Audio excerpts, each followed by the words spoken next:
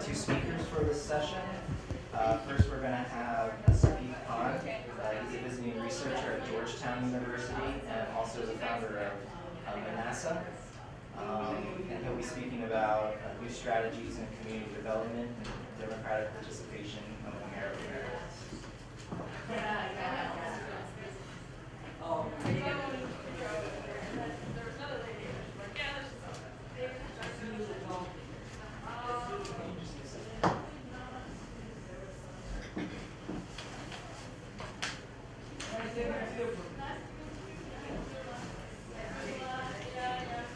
All right, folks, good afternoon. My name is Sabith, and I'm required to use this for the recording. So I hope it's not amplifying my voice. No. So this is actually a paper that's part of my dissertation, and my dissertation was on American Muslim philanthropy. So specifically, I looked at, it's an argument that I made that traditional norms of giving among American Muslims are transforming into what is in the philanthropic literature called more strategic ways of giving. So essentially, it's a study of, if you will, changing of traditional norms to modern or sort of even postmodern ways of thinking, imagining, and giving towards community organizations. And the reason there's an Arab American / American Muslims is because this specific paper is based on a sample. Can you close it? No? It's not don't worry about it. Yeah. So, the sample is the sample that I've drawn interviews from. So this is a qualitative study. I'll come to that in a bit. But primarily, it's drawn from the intersection of American Muslims and Arab American community-based organizations. So I think I need to tell you where I'm coming from as a researcher. I'm coming from a social constructivist perspective. So to me, reality is something which you construct based on interactions and what have you, and it's not. I don't think there's one reality that we can all agree upon. So just to get things out of the way. Again, as I've said, it's based on how, for those who are familiar with civil society philanthropic literature, so in other words, it's also called the third sector for those who are familiar with these terms. So I'm coming from that sort of angle towards these questions. So this is what I've claimed, or rather, I'm trying to build upon. So for those, again, who have read this literature extensively, there's lots of scholars. I just quoted two of them, Paul Shervish and Una Osli. So they've basically said there's this whole notion called identification theory, which Paul Shervish has proposed. And in simple terms, it basically means identity, you give, your philanthropy is based on your identity, in very simple terms. So he's based that research on interviews with, say, 138 high net worth philanthropists in the Massachusetts area. So it's a very well regarded theory, very extensively studied. People have written tons of papers on that. So I'm arguing for the reverse. I'm saying he's right to the extent that it's happening, but I'm also arguing for the reverse, that philanthropy can also shape communities. So I'm trying to examine if that is even possible or if it's feasible. And in this case, I've argued that yes, it's indeed possible, but under certain constraints, under certain situations. And in my reading and understanding of the situations, it usually happens in moments of crisis, and we'll come to that in a bit. There's a lot of literature review, so if you want, I'm happy to send this PowerPoint to you. But again, we'll have to spend a couple of hours going through this. Essentially, I've done this because I think we all need to know what we're talking about. There's one takeaway which I want you to focus on in how we understand charity and philanthropy, which is the whole notion of professionalization of charitable giving. So if you've studied zakat, sadaqah, or even waqf foundations, so essentially the idea there is you give based, so zakat, for instance, zakat is, in many states it's collected as a tax. I believe in Jordan it's collected as a legal tax. Pakistan it is. Most Muslim majority countries it is not, from what my understanding. Historically it used to be, but now of course, with the modern nation state, it's no longer, those arguments are no longer relevant. What I'm arguing for is that people, even in Muslim majority states, people are giving, it's not a mandatory tax, so it's more voluntary form of giving. So we need to understand zakat and sadaqah. I'm not focused on waqf because those fall into sort of foundational stuff, which is not my interest right now. There's tons and tons of material on waqfs historically as well as in contemporary times. So I've argued that essentially you need to look at these as voluntary forms of giving. So these zakat and sadaqah can be understood as philanthropy. So philanthropy, for those who don't know, again, technically, definitionally, it is any voluntary action for common good.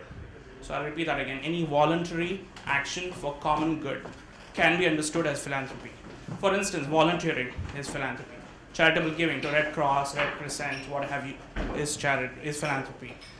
Helping in your neighborhood association is philanthropy. Cleaning the streets in front of your house for the neighbors, as long as it's not for yourself, could be considered as philanthropy. So there is a big discourse of efficiency. I mean, when we're talking of professionalization of philanthropy, essentially, conceptually, we're talking about a move from sort of more emotive ways of giving and doing things to more sort of efficiency-driven norms, more measurable, right? For those of you who work in the non-profit sector, you're very familiar with this language, right? Any grant you write, they're asking for what are your impact measures, how are you measuring efficiency, what is blah, blah, blah. So there are lots and lots of scholars. I've just listed them there. I'm happy to send this to you if you like. These are all credible scholars who have done extensive work. And linked to this whole idea is, again, the last point I want to focus on is the idea that philanthropic capitalism, or somehow the rich can save the world, right? This is something which we read in New York Times, New Yorker almost every day, right? Bill Gates, and now with Mark Zuckerberg, a couple of $1 billion can, ameliorate the social situation. So all this is up for debate. I'm not saying it's true. I'm saying it's out there. Examine it for what it's worth, right? So this is the context. I think I'm laying out the context for you to understand these arguments. More literature for you. So essentially, the point here I want you to focus on is the last one, which is by Peter Fromkin. He's a very well-known researcher at the University of Pennsylvania. And he essentially says that philanthropy in the public sphere is a contested value. So there is a value proposition to any giving. So it's not value neutral. It's always, there is something which, why do you give? You give because you relate to a cause, right? Some people give to Trump, some people give to Clinton. So it shows certain values that are related to what you're giving is pointing to. So which means it's also contested, right? It's not everybody can agree upon what your philanthropy is doing. I'm building more on that. The last point here is again important. Paul Severs, he's at USC, I believe, has argued that philanthropy is an indispensable part of civil society. So you can look at philanthropy as, since it is a value and since it is driven by participation in the public sphere, so people are engaging with other members of civil society and possibly the state. So it can reflect a form of democratic participation.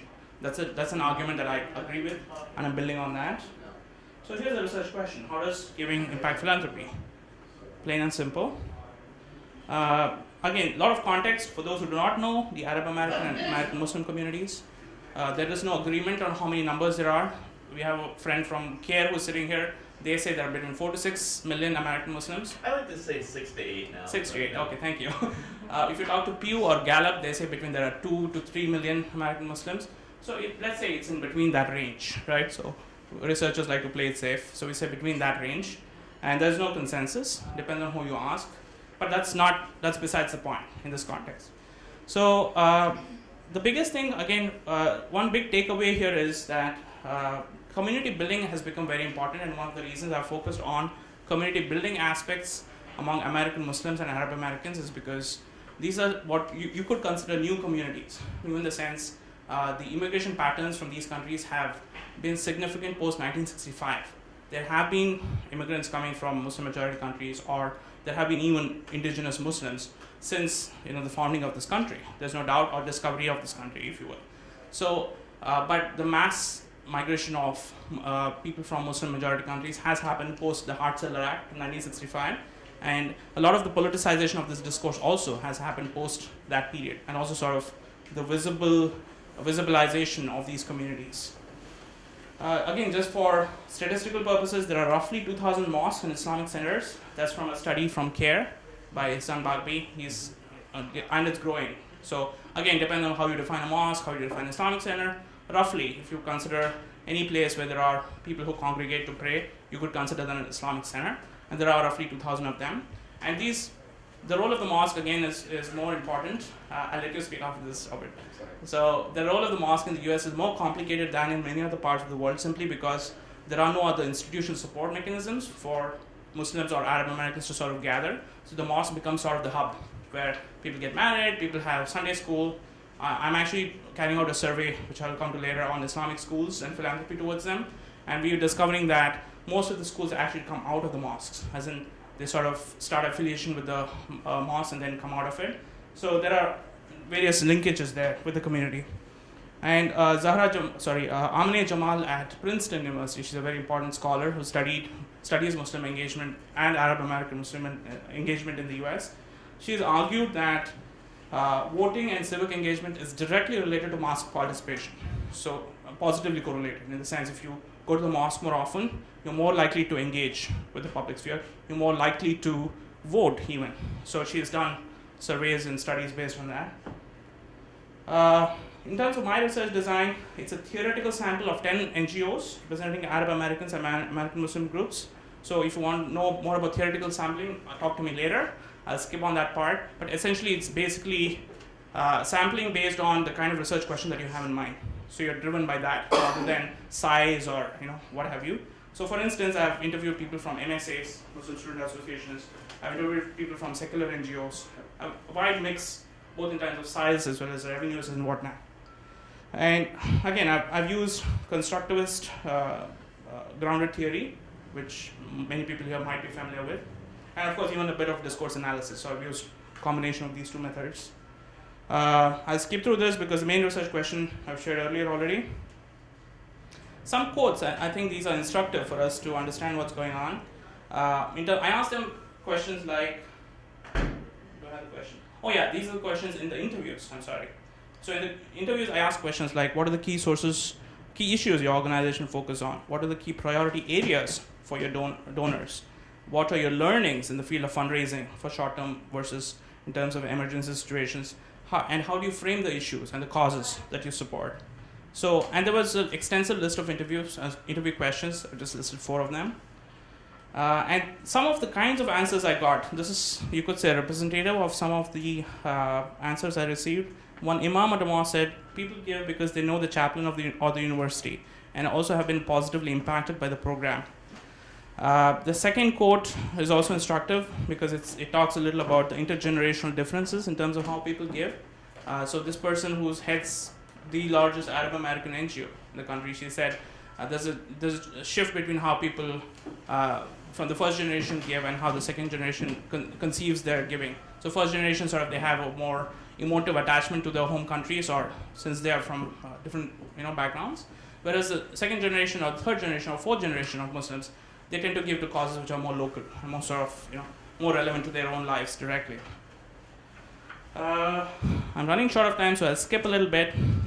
I'll skip to the categories in terms of, I did in it coding, I sort of try to find out what are the common patterns, blah, blah, blah. Then what are called emerging categories, like what is coming out of this? How do you make sense of all the stuff that like 10, 15 people have told me? So these are 2 things that I think struck me as important. Fluid and situational giving, in the sense that while donors, they're somewhat predictable, but I think they give to causes where there is a linkage with social capital or their own identities.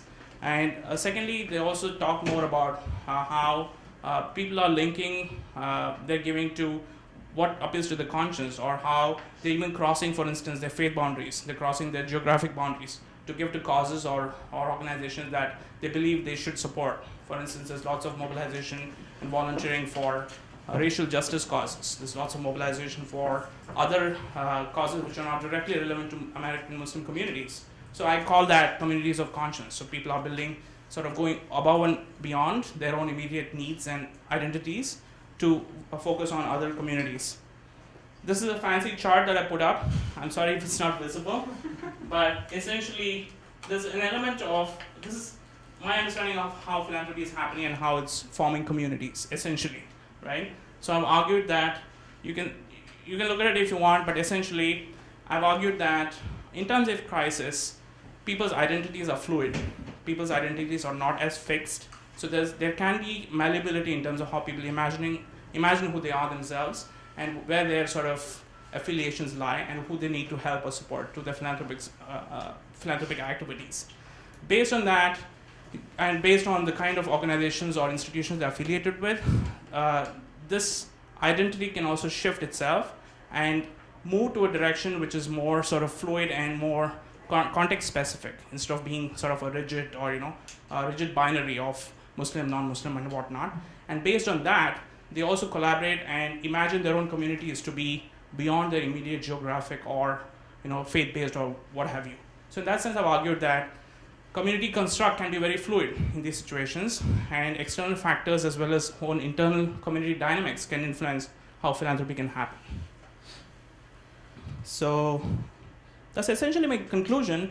And I've said, there is move from more ethnocentrism, as in focus on one's own ethnic or religious identity, to more ethno-relativism, in the sense people are able to imagine their identity to be more broader and more inclusive than what they are.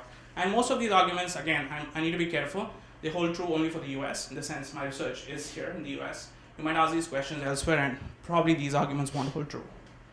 And again, I've explained the idea of what I think is communities of conscience, so I'll skip that. Again, implications of scholarship.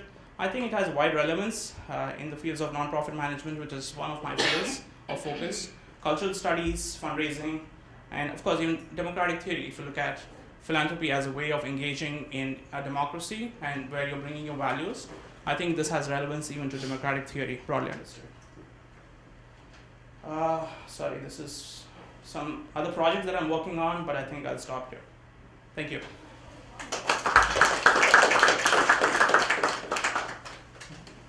Any questions at all?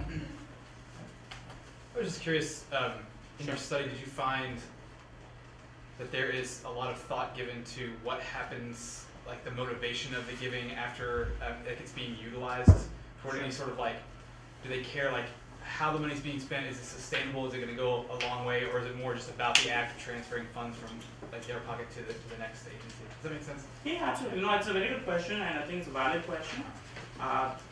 And in short, I will say that organizations which are more sort of mature, or the sense which are more professionalized, they tend to think of this a little more in a more nuanced way. Whereas organizations which, for instance, the Muslim Student Association, right? I have considered them as an organization. Yeah. There it might, even you're also dealing with 18, 19-year-olds, right? Again, with all due respect to 18, 19-year-olds, their vision of philanthropy is okay, fine, I fed somebody food today, or I organized this thing, I raised $3,000, and yay, we changed the world, right? So in that, I think we need to be specific in the sense, if you're talking about an organization which has revenues of $18 million, $20 million, they are interested very seriously in these questions, Okay. and they document and monitor it. The smaller ones, not so much. But I can share a quick anecdote where, for instance, my older brother, he makes a lot of money, much more than I do, and he gives a lot of money too to a lot of people.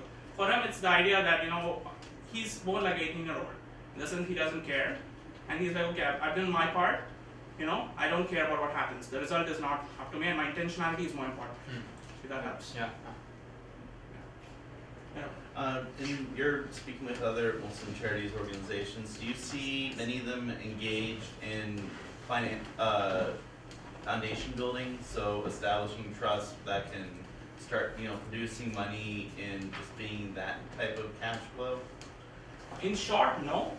I think there is very few of them who are doing organized Care does foundations. that, but I'm just interested in other Right. Of course, there's El Hibri, which is in DC.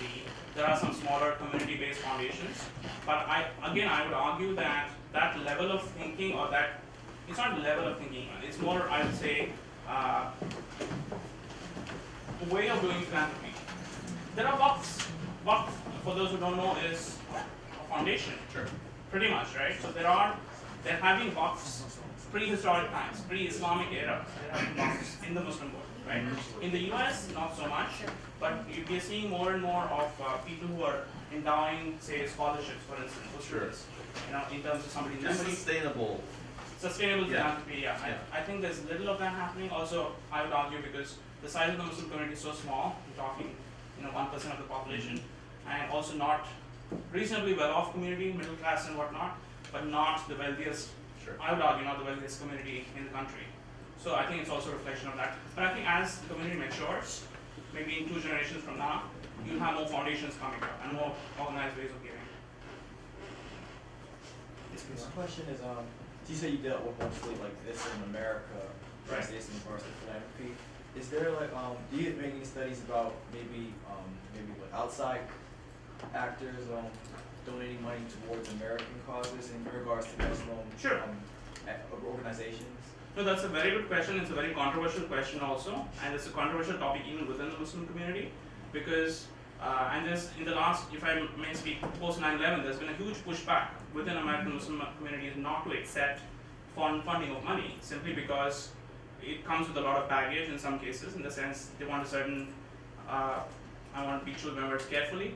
In some cases, people expect you to have a certain school of thought. In the sense, I'm not saying they promote anything evil, or not all cases, but they can be rigid and looser ways of interpreting Islam. So in some cases, the mosques that have been funded, for instance, by Saudi Arabia, they expect you to follow a certain way of delivering the Friday sermon, for instance, right? Or the kind of practices that go on in the mosque. So in some cases, many NGOs have said, no, we don't want this money, various reasons. Some cases they are still accepting it, and I don't think there's inherently anything wrong or evil about accepting any foreign money. I don't see that as an argument. But yeah, within the communities, yes, there is some concern and pushback, and there's a greater push for domestic sort of fundraising. Also because you're talking about a fairly well-off community. You're talking about a community which is, you could say arguably is, we don't know the numbers exactly, but many of them are middle class. There is a lot of poverty within American Muslims too. Not everybody is a doctor or engineer, right? So, but within limits, you could say, yes, there is a reasonably good size of middle class among American Muslims. So you're talking about a community which can build its own institutions and build its own sort of philanthropic models. In the 90s and 80s, you saw a rise in like Saudi giving to Right. American Muslim charities, and that's kind of gone down. Yeah. Have you noticed a rise in like Turkish giving with the ascent of the AKP or other things? Because I've seen certain things, but Again, I want to be careful. I don't have the numbers, so I don't want to speak on the top of my head. But if anecdotally, I have seen, of course, there are other communities, not just Turks. yes. You could say Iranians, you Yes. could say Indians, right? I mean, people are. I mean, philanthropy happens to where there's a congregation of people. So I think it's a natural phenomenon in the sense where either in the case of Turkey, you could say there might be a diplomatic or cultural or strategic interest, right? Where the government or large investors might be investing money to portray a certain image of themselves, which might be a strategic thing, right? You want to build a huge $100 million mosque and show to the world and make it very all-inclusive and say, okay, fine, we are very inclusive people, which is all fine and dandy. I mean, nothing wrong or nothing valuable in that itself. So I think there's also that. I will end because I realize there's another speaker and I have to leave. But I'll end on a quick and positive note in the sense that, and a book recommendation if you want to read. This is a fantastic book called What is Islam by a scholar called Ahmed Shahab, who unfortunately passed away recently. He was at Harvard, he was a researcher. One of the best books I've read on Islam.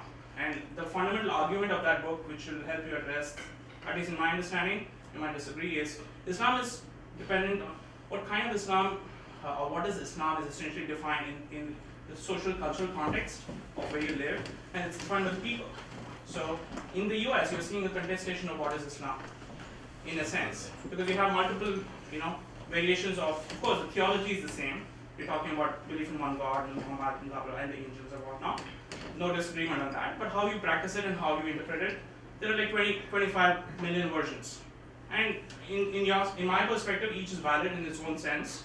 Who am I to judge, right? So as long as, within Islam, you can't really say, okay, this guy's not a non-Muslim. There is no sort of, that element is not there because there is no central church. So it's very complex and also very simple in that sense. So I think we're dealing with that factor. And I think philanthropy is a good lens to look at Islam in that sense, is also my argument. Look at it as a socially constructed reality rather than purely theological or any other means of looking at it. Thank you for your attention. I appreciate it.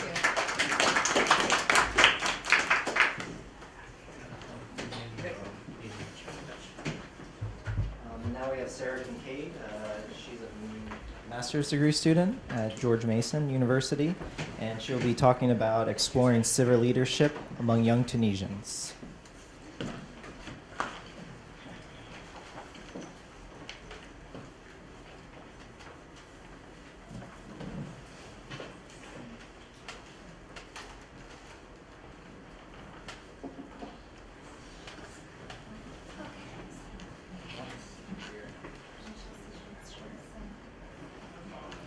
Good afternoon, everyone. Thank you so much for coming. I hope you had a good lunch and you're not too tired. Let me just test this piece to see if it's working. Do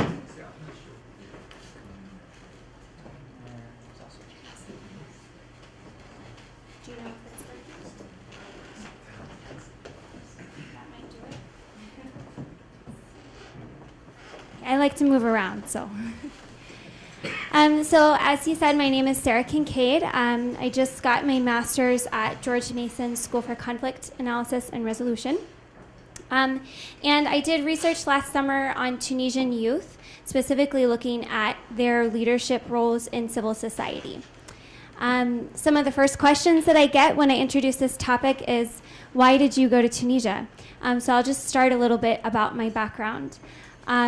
In 2010, I thought it would be cool to do a creative writing and photography project on Arab and Muslim culture. I understand that's a big heading, but in the post 9/11 context, I felt like there was so much Islamophobia going on, and I kind of wanted to portray Muslims and Tunisians specifically in a new way.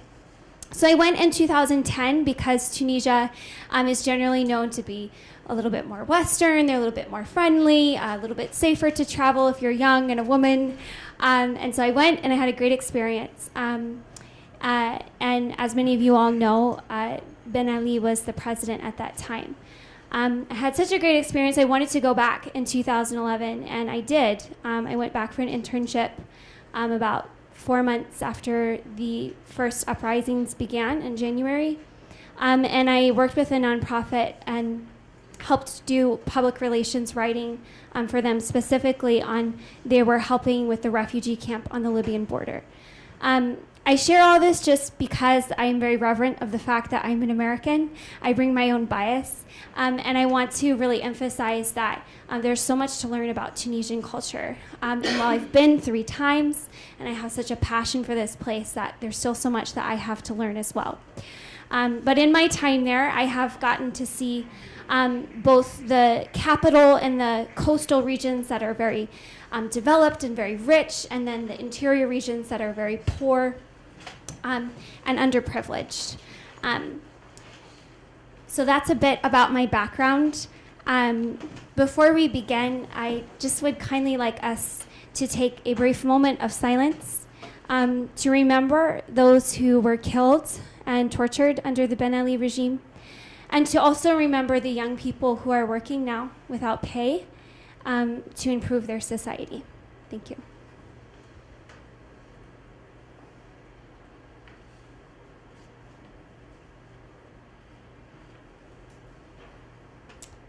As we are here and we are so privileged, it's important for us to remember the issues that we are talking about are very real.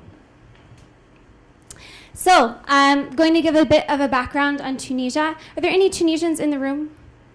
No? Okay. Anyone who's been to Tunisia? One person? Okay. So I'll give more of a background then, a little bit of the theoretical framework of what my research project was, my methodology, and then the findings, of course.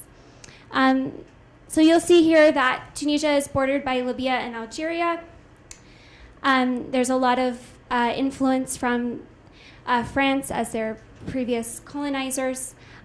This is a photo actually from 2 Tunisian girls who are on a boat that goes from France to Tunis. A lot of people like to vacation in France, or they have family there, and actually took that trip myself. And I just love this juxtaposition of these are maybe like what their moms would be looking at them like if they saw their outfits.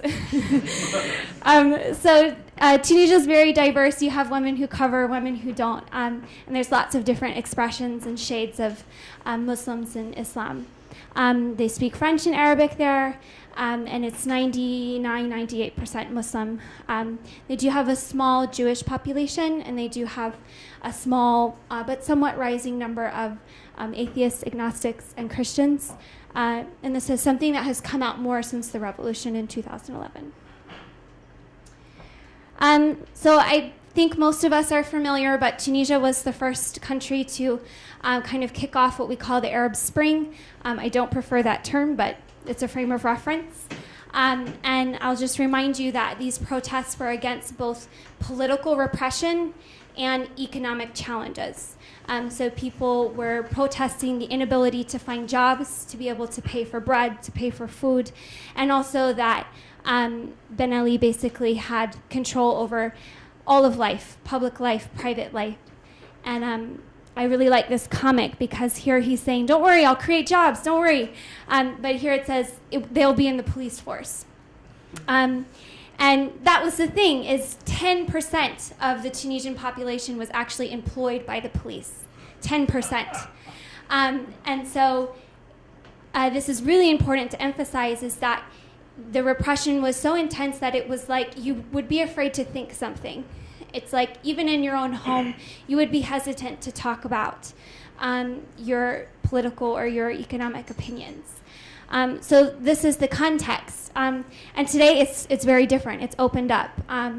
When I did my research, I held my interviews in public cafes, versus when I went in 2010, I was told very sternly, don't ask about politics. Looking at Tunisian youth, 51% of the population is under the age of 35. So this is a country that you would call, they have a youth bulge, that's the term. 35% of that population is unemployed, and only 3% of youth are considered active in civil society, which is my topic today. I want to address this from the beginning because the portion of people that I was talking to are very unique. The people I spoke with were mostly civically engaged people, and they are the anomaly, okay? They're not the normal Tunisian that you would talk to. These are some of the key assumptions to my research project. So first of all, there's a lot of literature that talks about how civic engagement or involvement in civil society plays a key role in shaping and strengthening democracies. Our previous speaker kind of touched on this a little bit. What you do to volunteer or to give, it has to do with democracy in the sense that you're showing your values. And there's also been a lot of literature to say that, especially in countries that are having a new transition to democracy, involvement in civil society is really important. Part of that is that things don't get kind of controlled by elitism within political parties. It's a way of making sure that there's a balance of voices. But then there's also been other literature that has talked about that not all civic engagement is equal. If you think about the US context, we have, free speech, we have civil society, but sometimes that leads to a lot of polarization. Think pro-life and pro-choice groups in the United States. They hate each other. And so there's this question of, once you have freedom, what are you doing with it? So several scholars and researchers have kind of done research showing that it's not just about being active in civil society, it's about dialogue, it's about coalitions, and it's about collaboration. So that's really the focus of my work, is looking at what are the collaborative qualities of youth leaders in Tunisia's civil society. This is from Tim Bourne on Blogspot, but this image I thought was just nice, just showing that civil society encompasses many different things. It encompasses volunteering, nonprofits. It also encompasses information, so Wikipedia, the media. And in this graphic, friends and family is put separately than civil society, but this is kind of an idea that I'm challenging. Because if civil society is also about information, where do we get our information from? A lot of times we get it from our friends and family. So this is kind of an idea that I have a little bit of a problem with, because I think, especially with information technology and social media, so much more of our information is coming through our networks.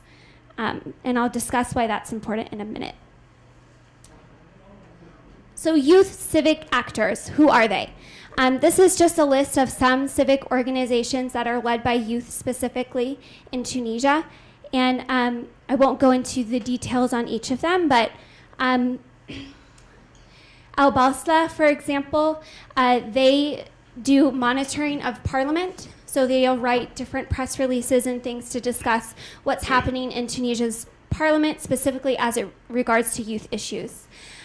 This organization does a lot of work of bringing young people and politicians together to make sure that they're discussing and that youth issues are being heard, because as I said, they do represent 51% of the population.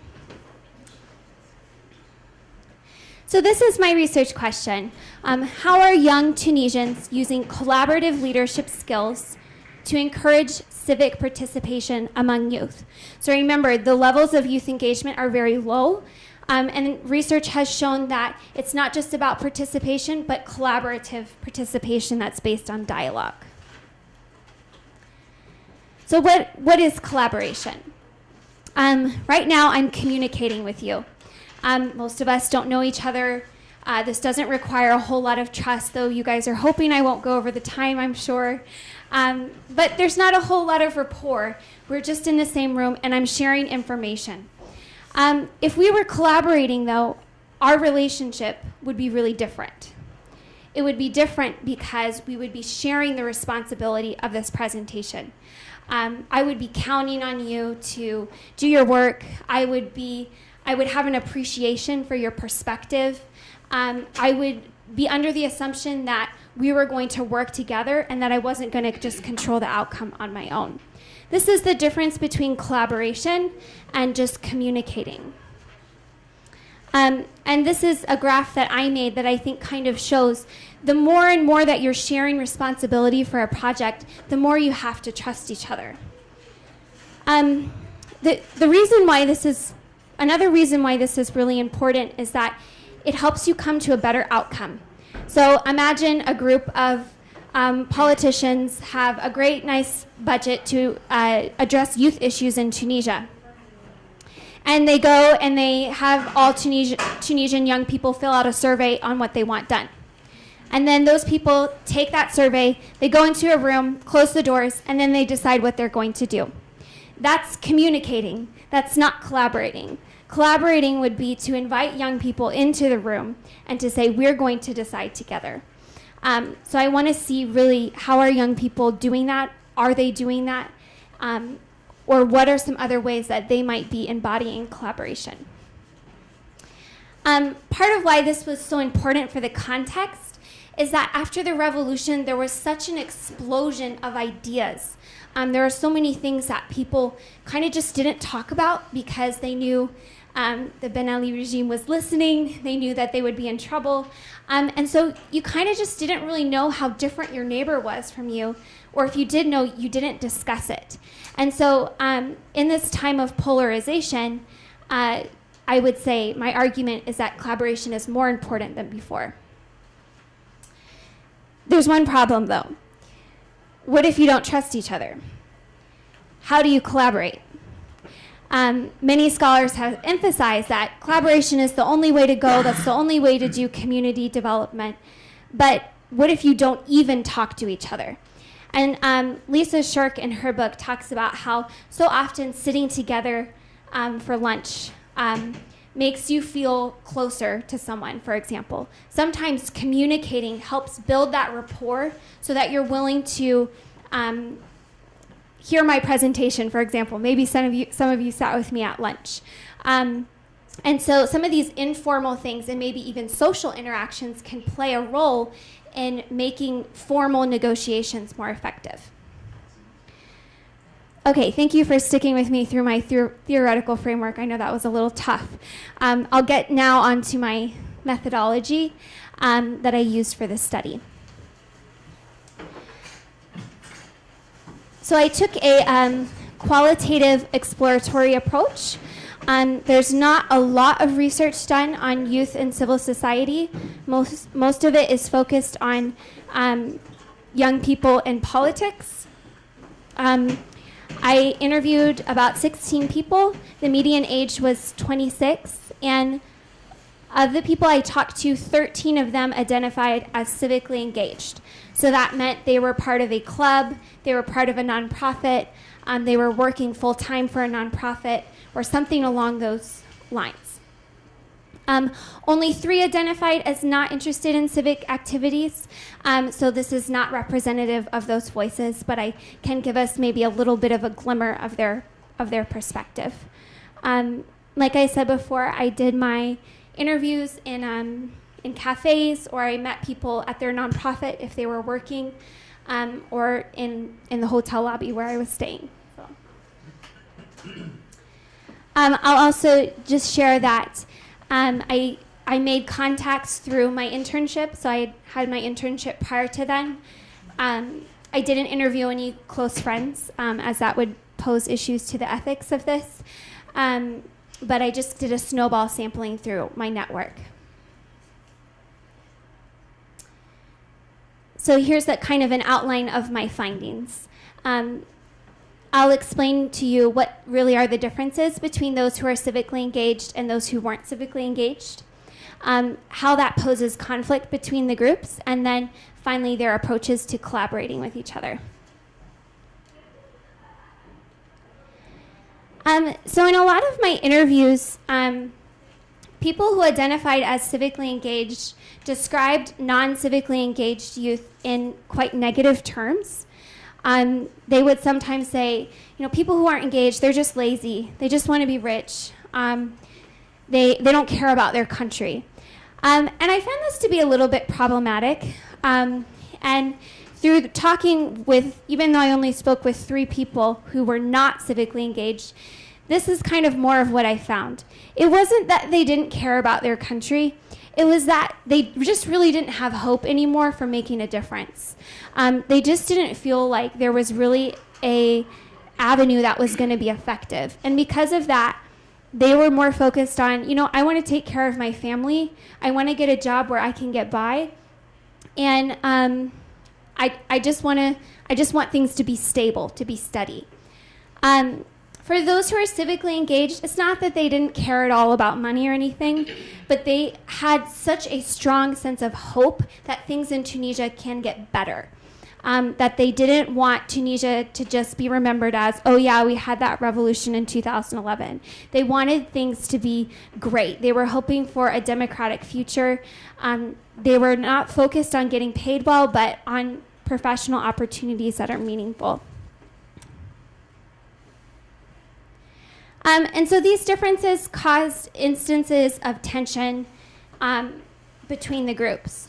So one participant told me a story about Earth Day in Tunisia. They were celebrating Earth Day, and they had organized to go and pick up trash at the National Zoo. And so as this group was going around, they were picking up trash. There's other people walking around the zoo who are just there to see the lions and tigers. And a young man came over and started throwing trash on the ground.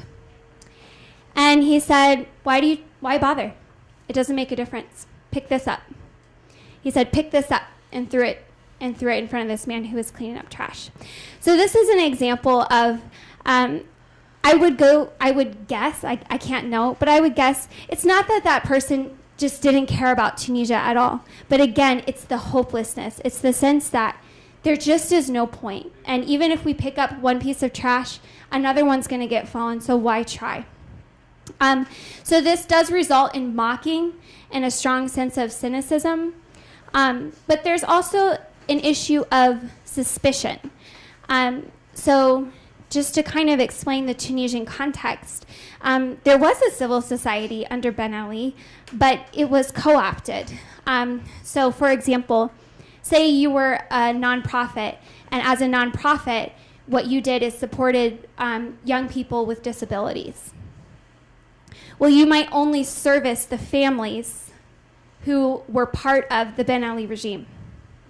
So families whose children have disabilities wouldn't be able to be seen or enjoy any of the services of that organization. So there's a really strong sense of suspicion, and there's a really strong sense of if you're doing something for the good of the community, maybe someone's paying you to do that. And you don't actually want to help me. You want me to just agree with everything you have to say. And then there's also just a lack of confidence in civil society in general. And this is merited in many ways. There's a sense that there's not very much money to get things done. People aren't effective. So again, why should I try? So on to the good news. These are the things that I found that civically engaged young people were doing to try and promote a sense of hope and to promote civic engagement. The first thing is that many of them had a collaborative attitude. What I mean by that is, while some of them did describe non-civically engaged people negatively, they added to that this caveat that even though people weren't engaged, they didn't think that it was just because they were no good or they were bad people. Ultimately, they felt like it was because, again, it was a sense of hopelessness, a sense that your life doesn't matter, the contribution you could have to society doesn't matter. And that's why I really love this quote where a participant, he was sharing with me what he said to his friends. He said, "Tunisia is for us. It's for your sons in the future. It's for you to live. It's for your children and for your grandchildren." And so they were really working, they saw themselves as messengers. To be civically engaged didn't mean that you could just go and be the savior of your community and forget where you came from. They always saw themselves as going back to their peers and saying, no, you can do it too. And I'm not just going to do this and be fancy and get in the newspapers. I want you to do it too.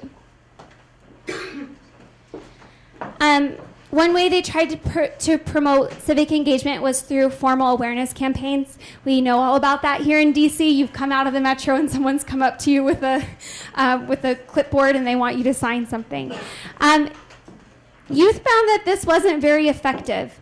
Handing out flyers in a very formal and professionalized way really triggered young people. It makes them feel that, again, this is an elitist thing. You just want me to join your clique. You don't actually care about me. But still, young people are trying to show that their organization is professional, and so this was one strategy that they had. A second strategy was using Facebook, not official Facebook accounts, but using personal accounts. People would write and post about the different things that their organizations were doing. And they found that this was effective in inspiring people. In this quote, a participant was telling me that after someone saw his post, someone messaged him and said, "Can I join too?" And of course he said yes. So those messages were more effective in connecting with people. The other piece was that participants mentioned to me that they saw opportunities like this as strategic moments. So this is just friends going out to get juice and hang out. But the civically engaged youth I talked to said, you know, when I'm out with my friends, I tell them what my civic organization is doing, and I invite them to come and join. So they're really utilizing these moments. The other thing is that they talk about how their work is cool. You think about young people, being cool really matters. Being part of a group is really important. And I really love this piece of the findings because I think this is exactly what needs to come out. You know, we keep talking about Tunisia in terms of, will it be a successful transition to democracy? But when we ask that question, what we have in our mind is just politicians. And we don't have in our mind the young people. And we don't have in our mind that they are 51% of the population. And if you want to know how they're talking about Tunisia's future, they're talking about cool civic engagement. That's the narrative that they use to describe their work. Yes, it's effective. Yes, it's powerful. Yes, they're committed to it. And it's also fun. So that's an important part of how they're trying to encourage people to get involved, is to say, this is not your grandpa's game, you know? This is not your uncle's club. This is our club, and it's cool. And I'm just about done now, but this was the last finding that really stuck out to me, which I call communal experiences. I know that sounds like it's something from the 70s, but just hang with me for a second. Nothing wrong with the 70s. I agree. So participants shared with me that, they found that there wasn't much success handing out flyers. Aha. But, flowers. But if they did a concert in the street, people would come. And so that's what they did, a lot of organizations. They would come and do a concert, and then as people came to that concert, they would talk about how, we're not just doing a concert, we're monitoring Parliament. We're lobbying for funding for youth issues, and you can do it too. And so this was one concert that they did that. It was a big party, and it's the Festival of Holi. It's an Indian tradition. But they used that platform to disseminate a message of hope. This Masterpiece Tunisia is a campus organization that promotes nonviolence and peace. And they did something called a peace selfie campaign. So a selfie is when you take a picture of yourself. And that's something that a lot of young people like. And they did this to get people together. So the idea was, take a picture with someone who's different from you. Now, that doesn't cost a lot. It doesn't cost anything. And there's not a whole lot of pressure on that. You're not saying, sign up to lobby for this and this and this. It's saying, just come take a picture. But through that, people end up talking with people at the Masterpiece Tunisia organization. And through that, people kind of get this little idea in their head, well, what is International Peace Day? What is that all about? Why is nonviolence important? And so they use these kind of very informal, very fun platforms to disseminate very strategic ideas. And so going back to this graph, I found that communal experiences really fit right here. It's not requiring this high level of integration it's not requiring a high level of trust where I have to commit my whole life to you. I'm not, signing up to run for president of a student organization. I'm just going to come and take a selfie with you. And but what this did is it brought people who weren't engaged to the people who were engaged. And the reason why this is important is that youth emphasized to me over and over again that they got involved because someone asked them to that they liked, someone that they respected, someone that they knew. And this is the whole, I could go on about Putnam, but I won't. But that's the whole theory around civic engagement and democracy. It's that if people aren't connected, they're less engaged. And youth knew that. They knew that in order to get people to be engaged, they needed to utilize their friends. And so just to close, this is really their strategy that I found for how they were accommodating the very deep, the very heavy, and the very real sense of despair around the hope for Tunisia's future. Tunisian youth want to portray themselves as fun so that there's that appeal, but they also wanted to portray themselves as professional. This isn't just a silly club, we're doing work. They wanted to show that they were effective, but that they were also personal. They're not just there to use you. And I'm just amazed at how this strategy is crafted so carefully so that there's a place for that despair. That despair, that there's no point in voting or that there's no point in trying to solve issues is not muted, but it's welcomed. And then they're also given a way to hope as well. So that's just really my conclusion is that when we think about transforming the situation or resolving the conflict, sometimes it's not linear. Sometimes you kind of need to go around the block of communal experience to get to greater levels of collaboration and civic participation among youth. So thank you so much.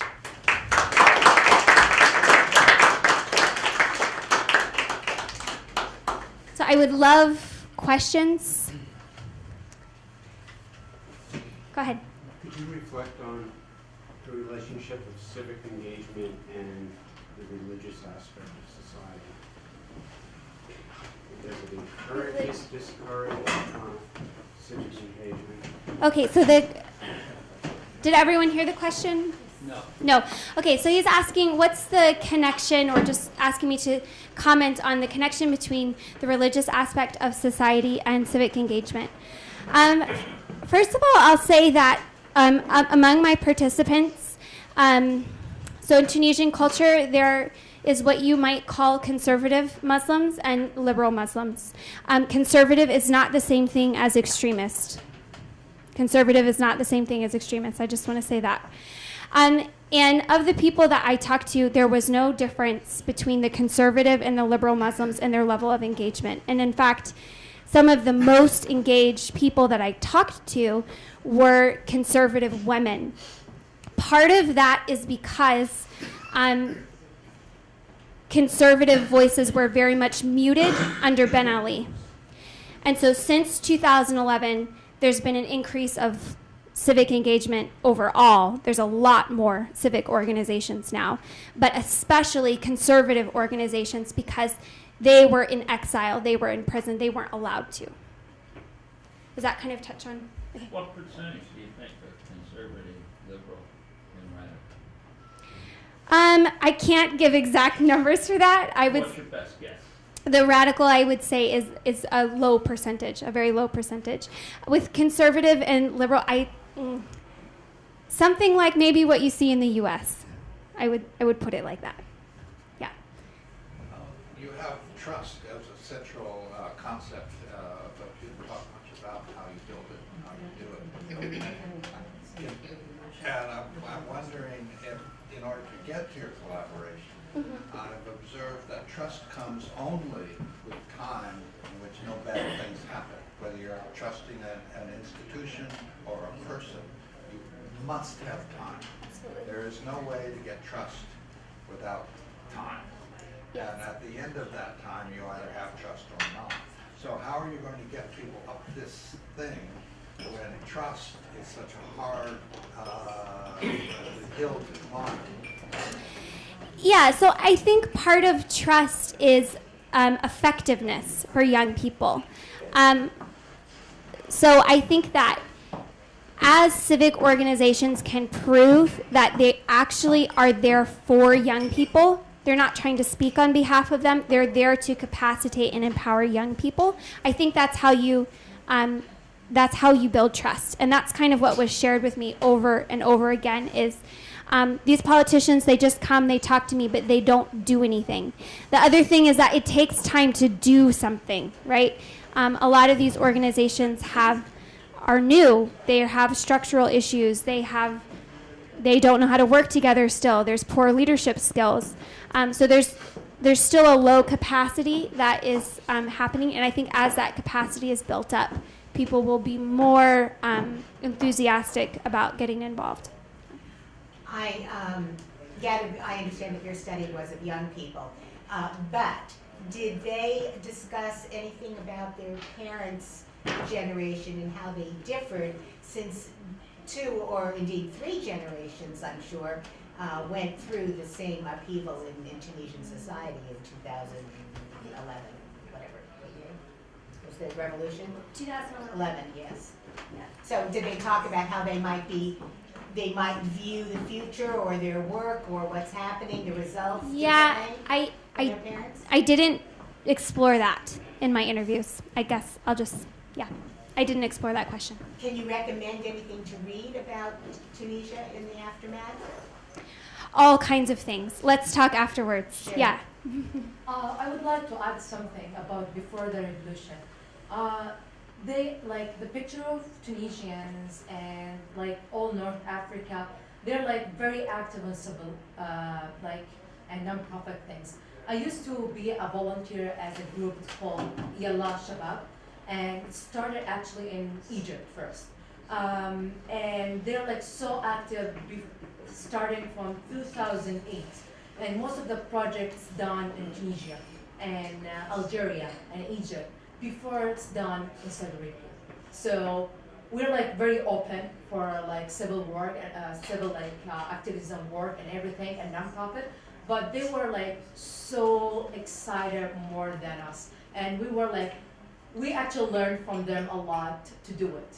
So I think they were like more open and they're like doing all these things before 2000. Yeah, there was definitely civic engagement prior to Ben Ali, definitely. Just saying that it's my position, and some may disagree with me, that a lot of those organizations were co-opted. Now, many organizations were doing their best to work within those constraints as well.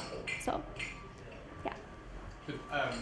Financial demographics play a part in this, like the middle or upper middle class youth have the ability to hang out at coffee shops and not be working, and do you think that as a part two, your snowballing sample, did it kind of entrap you into a single demographic?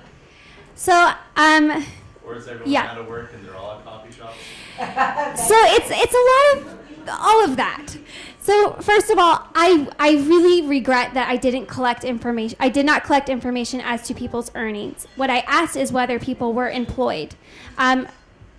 I can't remember off the top of my head, but a low percentage of my participants were employed, right?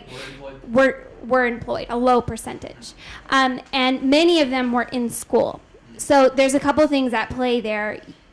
You're in school and you have time, and you probably have time because your family doesn't need you to work. And so this is an issue. This is a major issue. And two of the people that I interviewed are employed through civil society. So they are working for civic organizations that have foreign funding and making nice salaries to advocate for youth. And this is an issue because for many people, they don't have the luxury of the time. And so there's a little bit of in the coming years, I think this is going to be a major challenge to watch, is will those people who have the privilege of working for social change become disconnected from their peers who do not? You talked a lot about civic society groups mobilizing people to politically engage in the process, to lobby on behalf of youth issues or other issues. How did you find the receptivity of, whether it's the Islamist Party, the leader in parliament, or the more non-secular organizations? How do you find their willingness to engage youth? Are some parties doing better than others? Perceived in America, Democrats do better at youth engagement than Republicans. Is there any different parties that are more appealing to the youth than others, or who has the best rapport? Yeah. So I actually had the privilege of meeting with leaders from almost every major political party in Tunisia. I didn't interview them. I met them through a research program that I was part of. I asked as much as I could, what is your youth outreach strategy? And I didn't get very strong answers, mostly just that they were concerned that youth weren't engaged. That's really most of the answer that I got back, and I'm going to just withhold comments on that because I think there's more to explore there, and I don't think I know enough to really comment. But be a lack of strategy on it could, but I'm not quite comfortable even saying that. What I will say is that of all the young people that I interviewed, none of them associated with any political party. So they're very unhappy. And that's part of why I think looking at civic leadership is so important, is because it's not likely, like you said, it takes time to build trust. And young people are not happy with the secular or the Islamist party. It's going to take time for that trust to be recovered. In the meantime, I think it might be easier to build more trust in civil society. the World Bank did a study, and they found that even though there are low levels of engagement, youth in general trust civic organizations and religious organizations way more than political ones. Even those political ones are religious. Yeah, because there's not a sense that it's pure. There's not a sense that there's that cut line. There's a sense. It's about elitism, I think, and this it's not discussed enough. And it's not just Tunisia that has a youth bulge. It's very, very many countries that have a youth bulge. We talk about religious conflict and we talk about gender conflict, but so often we don't talk about youth being marginalized. And so that is the basis by which they have their allegiance is, are you listening to me, and do you see me as a legitimate citizen of this country? Just like that person said, Tunisia is your country. I mean, I think it's amazing that he even felt like he needed to say that. Other questions? Thank you so much. Thank you.